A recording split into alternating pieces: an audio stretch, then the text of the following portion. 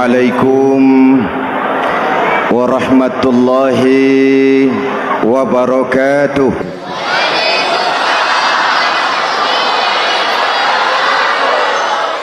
Alhamdulillahi wahdah, sadaqa wa'dah, wa nasara abdah, wassalatu wassalamu ala man la nabiyya ba'dah, Sayyidina Muhammad ibn Abdullah wa ala alihi wa sahbihi wa mawalah, amma ba'du. Saudara-saudara kaum muslimin yang saya cintai, perjalanan waktu telah mengantarkan kita memasuki Ramadan. Kata orang, jauh berjalan banyak dilihat, dan pengalaman adalah guru yang paling bijaksana. Kalau ibadah Ramadan kita berhasil, maka kita yang malam ini pasti bukan kita sebulan yang lalu. Kita yang malam ini adalah kita yang telah ditempa, digojlok, digembleng oleh kawah candra di mukanya Ramadan. Dan setelah perjalanan panjang, perjuangan mengendalikan diri dan menahan nafsu, kita akan merayakan Idul Fitri. Apa yang harus kita laksanakan? Malam ini saya ingin sampaikan ayat 186 surah Al-Baqarah, di mana Allah menuntun kita. Pertama, walitukmilul iddata, hendaknya engkau sempurnakan jumlah bilangan hari puasamu. Puasa sebulan penuh, bisa 29, bisa 30 hari. Yang bisa ru'yat, punya persyaratan mampu ru'yat, silahkan ru'yat. Yang tidak mampu, ikut yang aman saja, dengerin pengumuman pemerintah, cari amannya saja. Sempurnakan jumlah bilangan hari puasamu. Sebab apa? Puasa itu macam-macam. Ada yang puasa model beduk, depan rapat, belakangnya kosong, cuman pembukaan. Ada juga yang pembukaan, pertengahan, dan penutupan. Ada juga yang penutupan saja, mau dapat Lailatul Qadar.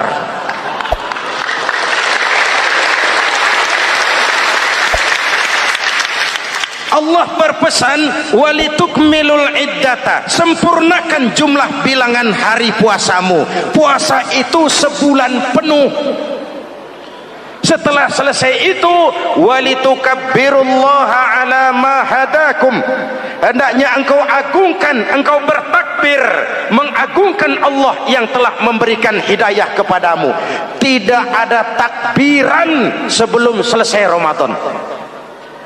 Walitukmilul iddata, itu dulu, sempurnakan jumlah bilangan hari puasamu. Selesai baru walitukabbirullah. Jangan lebaran masih seminggu sudah Allahu Akbar, Allah ngiko. Walitukmilul iddata, sempurnakan dulu jumlah bilangan hari puasamu. Ini adab. Selesai, walitukabbirullah, baru engkau bertakbir, agungkan nama Tuhanmu. Kenapa? Ala ma hadakum, yang telah memberikan petunjuk dan hidayah kepada kita semua. Saudara, kalau bukan lantaran hidayah Allah, berat sebulan penuh enggak makan, lapar melilit perut, haus mencekik tenggorokan. Kalau bukan hidayah, berat melawan nafsu. Kalau bukan hidayah, berat melawan setan. Bagaimana enggak berat? Dia lihat kita, kita enggak lihat dia. Ini kan curang musuh begini. Semata-mata karena hidayah dari Allah.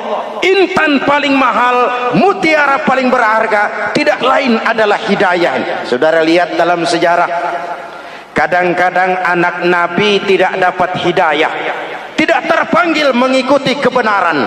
Kan'an anak Nabi Nuh, betul? Kadang-kadang bapak Nabi tidak dapat hidayah.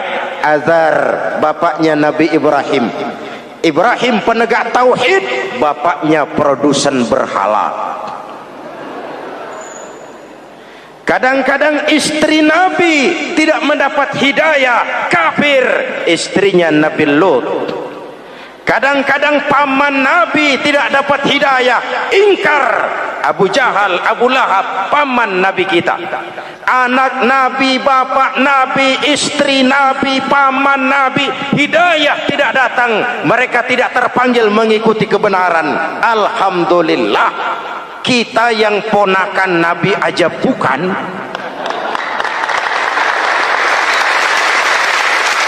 kita diberikan hidayah. Dengan bekal hidayah itulah kita masuki nuansa Ramadan, berjuang melawan nafsu, membina takwa, melatih ridha, dengan lapar melilit perut, dengan haus mencekik tenggorokan. Allahumma lakasumtu, Tuhan, untuk Engkau saya laksanakan ibadah ini.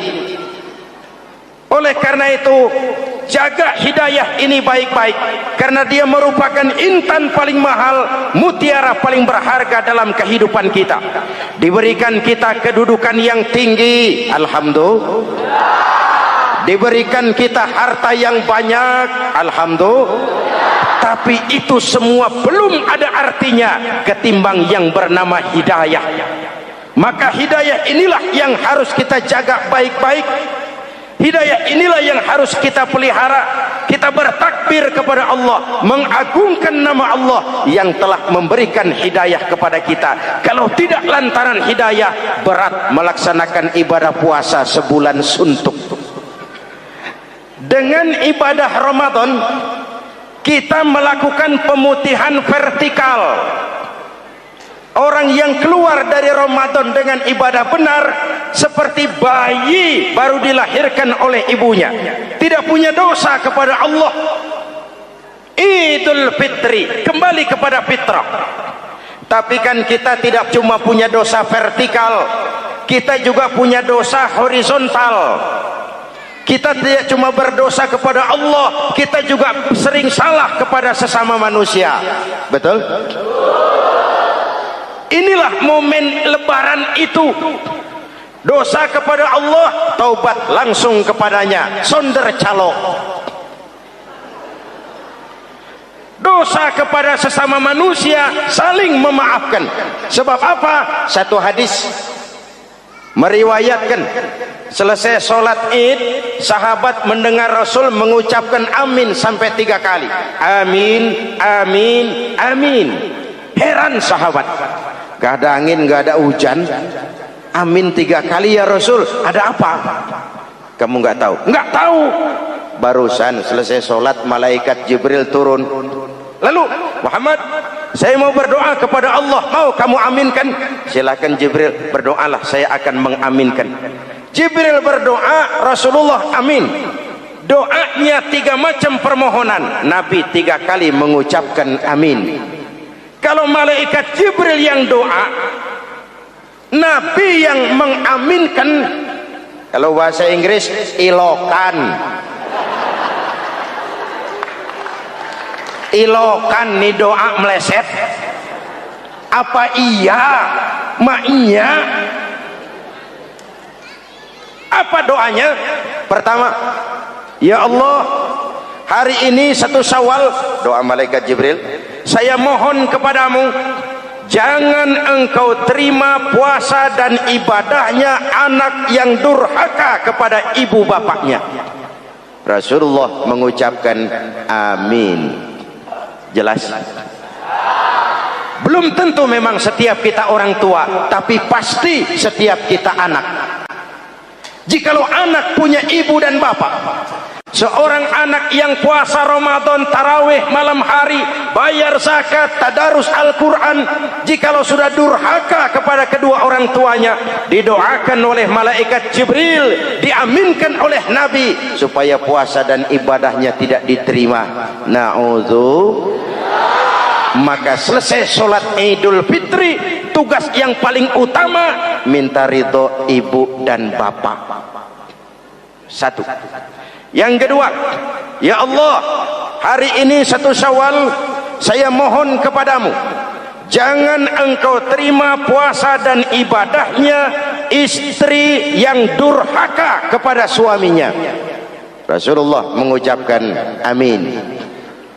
Jangan engkau terima puasa dan ibadahnya istri yang durhaka kepada suaminya.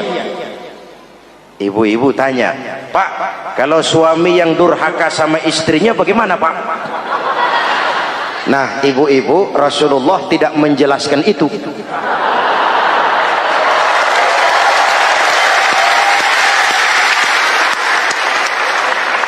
Ya bukannya mau menang sendiri, memang hadisnya nggak sampai ke situ.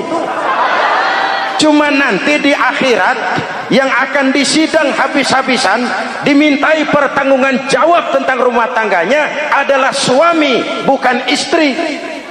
Nah, istri itu swarga manut, neraka katut.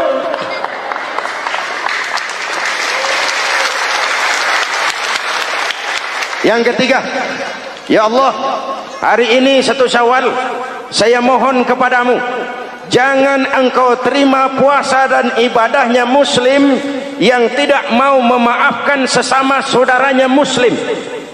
Memberi maaf lebih berat daripada minta maaf, tapi memberi maaf lebih mulia daripada meminta maaf.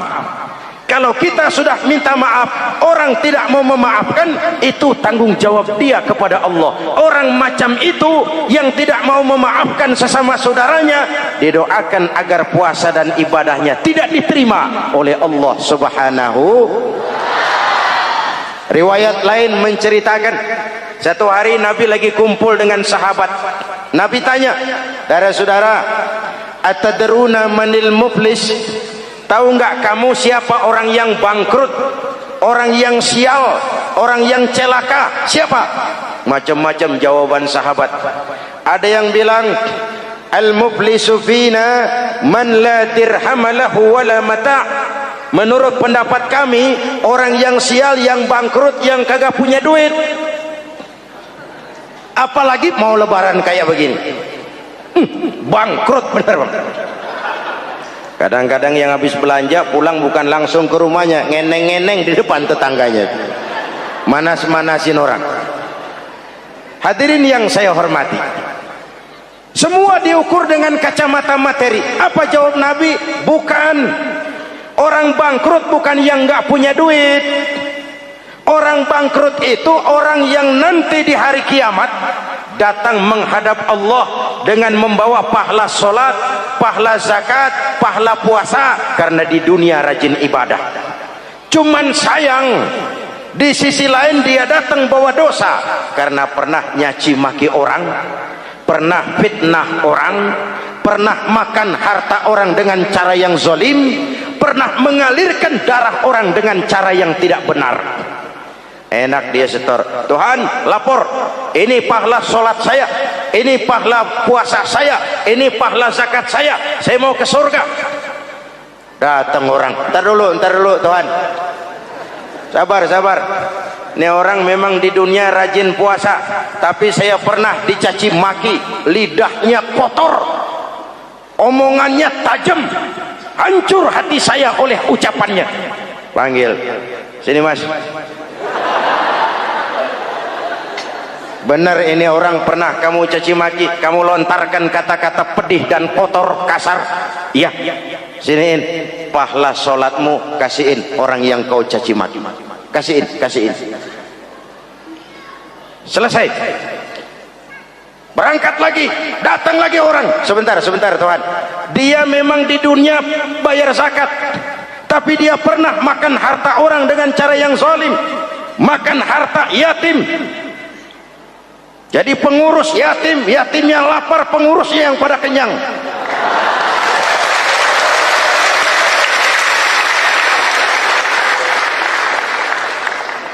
Saya menuntut keadilan.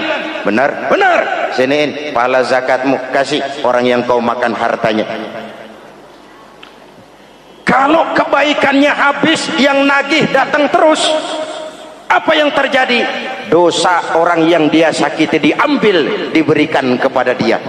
Bangkrut nggak? Pahala dipretelin, dosa dikasih. Modal boros, tagihan utang datang terus. Bangkrut bin bangpak alias sial dangkalan. Tahu sial dangkalan? Itu namanya udah jatuh ketiban ember. Jatuhnya sakit, ketiban embernya bonyok. Kita tidak ingin jadi manusia yang rugi dan bangkrut. Karena itu, jikalau ibadah Ramadan memperbaiki hubungan kita kepada Allah, maka Idul Fitri dengan silaturahmi lebarannya memperbaiki hubungan antar sesama manusia, agar kita jangan termasuk golongan orang-orang yang bangkrut. Karena cuma baik hubungannya kepada Allah, tapi tidak baik hubungannya dengan sesama manusia. Ada orang yang pernah difitnah, ada orang yang pernah dicaci maki, ada orang yang pernah dijelek-jelekin, ada orang yang hartanya dia makan dengan cara yang zalim, ada orang yang dia alirkan darahnya, dia bunuh tanpa alasan yang benar. Itu semua akan jadi bebannya di akhirat nanti. Kalau dia menyangkut hakul adami, hak-hak manusia, maka kita harus minta maaf kepada yang bersangkutan. Rasul mengajarkan, ma min muslimaini yaltaqiyani fayatasafahani illa ghafarallahu dzunubahuma. Apabila dua orang Islam bertemu lalu bersalam-salaman, Allah hapuskan dosa yang terjadi di antara kedua orang itu. Jadi baik hubungan kita kepada Allah, jalur hablum minallah, dan baik juga hubungan kita dengan sesama manusia, hablum minan nas. Keduanya ternyata saling berkaitan. Saudara hadirin yang saya cintai, dengan begitu kita berusaha memperbaiki hablum minallah dan sisi lain hablum minan nas, agar kita tidak menjadi orang yang bangkrut di akhirat nanti. Bapak Ibu, saudara-saudara kaum muslimin yang berbahagia, memanfaatkan momentum Idul Fitri dalam kondisi negara kita sekarang ini. Indonesia kita ini kan masih sakit, betul? Multi krisis. Mula-mula kita ini kena krisis moneter, rupiah anjlok, dolar naik ke langit, sampai pernah April 97 dolar mencapai 17 ribuan dari 2.500. Apa enggak kolab? Itu pasti bukan mainan rakyat kecil. Mereka yang dapat kredit BLBI rame-rame borong dolar.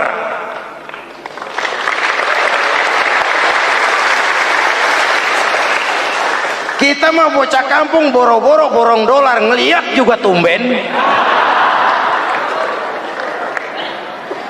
Akibat krisis moneter muncul yang lebih makro, krisis ekonomi.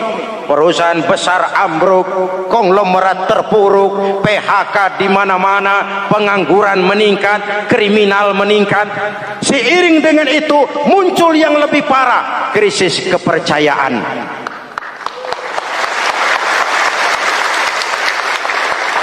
Benih-benih perpecahan bertebaran di mana-mana. Dampaknya masih sangat terasa sampai sekarang ini. Kita lihat sekarang ini, Aceh belum selesai, Papua minta merdeka, Timur Timur cerai. Dalam kondisi seperti inilah momentum Idul Fitri harus jadi lem perekat yang menjaga keutuhan kita. Sampai Rasulullah berpesan, ini 3 pesan utama beliau yang saya sampaikan malam ini. Pertama, silman qata'ak, bersilaturahmilah kau kepada orang yang marah denganmu. Kalau orang baik kita baik lagi, pantas, memang mestinya begitu. Tapi bersilaturahmilah kepada orang yang marah denganmu. Kita harapkan lebaran nih yang silaturahmi jangan cuman kita rakyat di kampung, tapi yang ngaku atau diakui sebagai pemimpin, para elit politik di atas saling bersilaturahmi.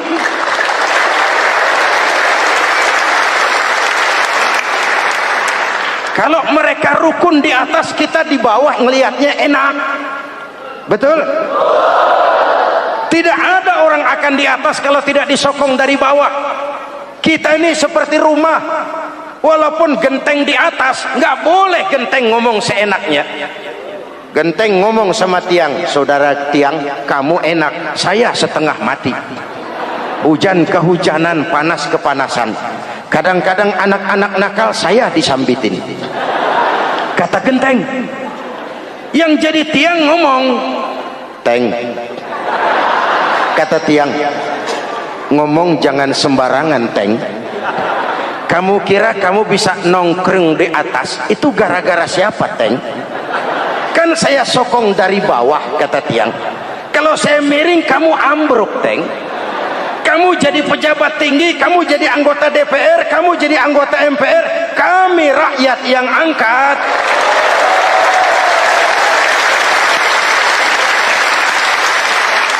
Jangan udah di atas pada berebut turu-turu dia melulu, capek rakyat.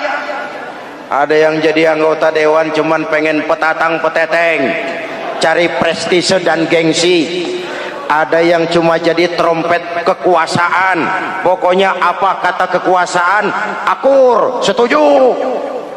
Kekuasaan bilang, saudara-saudara, bumi ini lonjong, lonjong. Lalu rakyat dapat apa dari wakil kayak begitu? Inilah momentum Idul Fitri. Mari kita manfaatkan silaturahmi. Jangan mewarisi sifat dendam, karena dendam tidak akan menyelesaikan persoalan.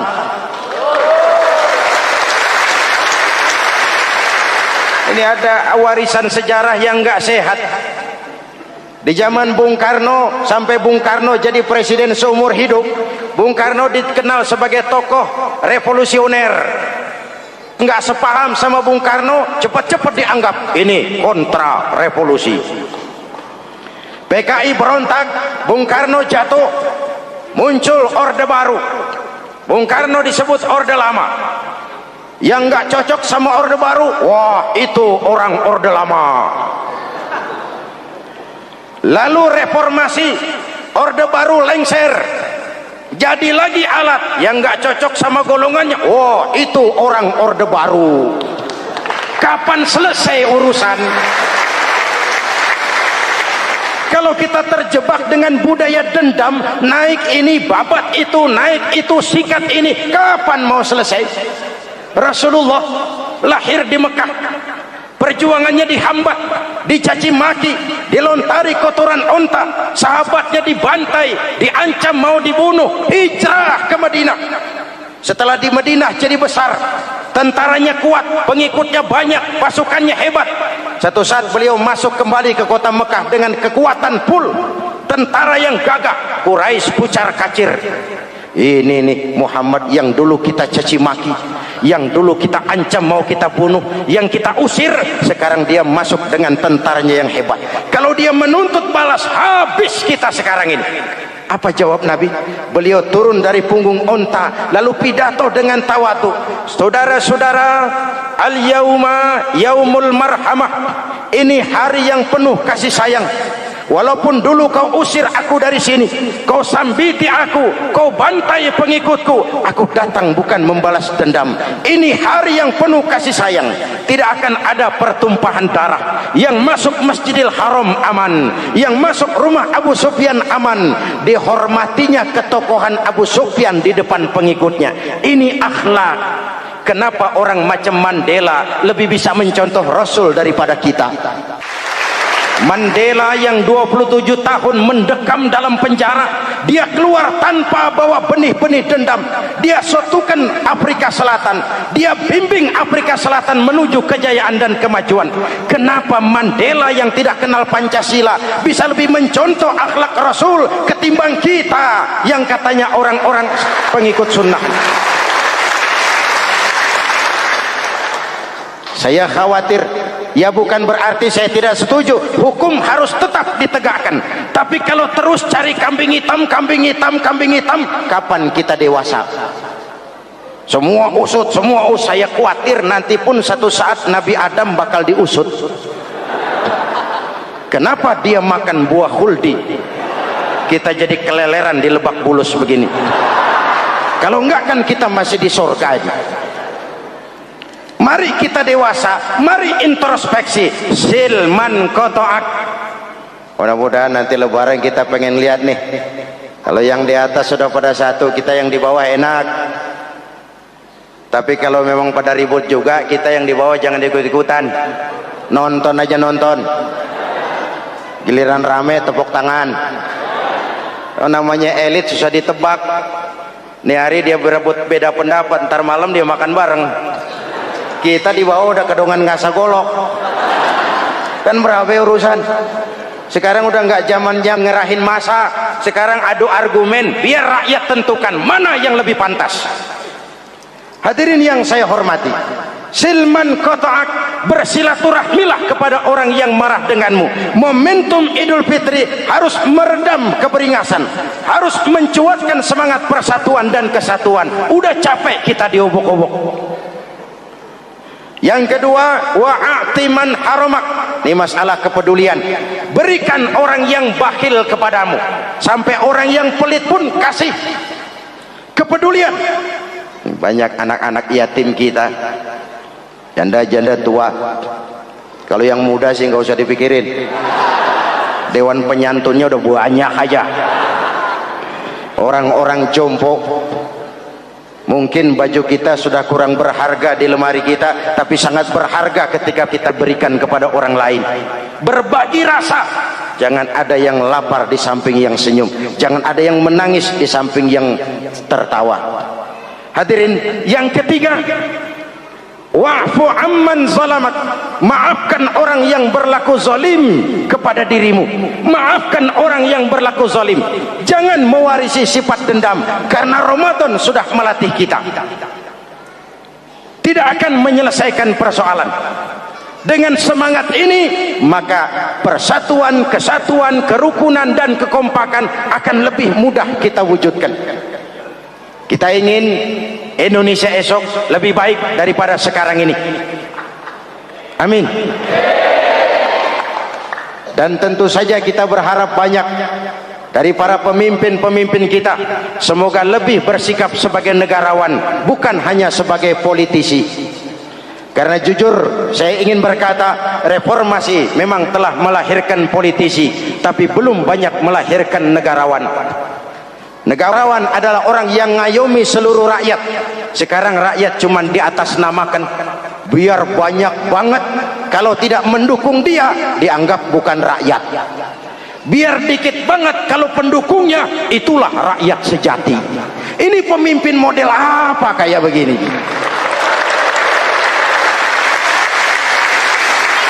Ini kan mengkamuflase rakyat namanya. Oleh karena itu, mari sama-sama kita baca Fatihah. Kita niat, mudah-mudahan suasana sesudah Ramadan benar-benar kondusif, agar kita bangsa ini bisa keluar dari kesulitan besar yang kita hadapi sekarang ini. Para pemimpin kita semakin kompak dan bersatu, rakyat juga semakin terayomi. Ala hadhihi niyyah wa ila hadratin nabi. Al-Fatihah. Bismillahirrahmanirrahim. Alhamdulillah rabbil alamin, arrahmanir rahim, maliki yaumiddin. Iyyaka na'budu wa iyyaka nasta'in. Ihdinas siratal mustaqim, siratal ladzina an'amta 'alaihim ghairil maghdubi 'alaihim waladdallin. Amin. Bismillahirrahmanirrahim. Amin. Alhamdulillah rabbil alamin.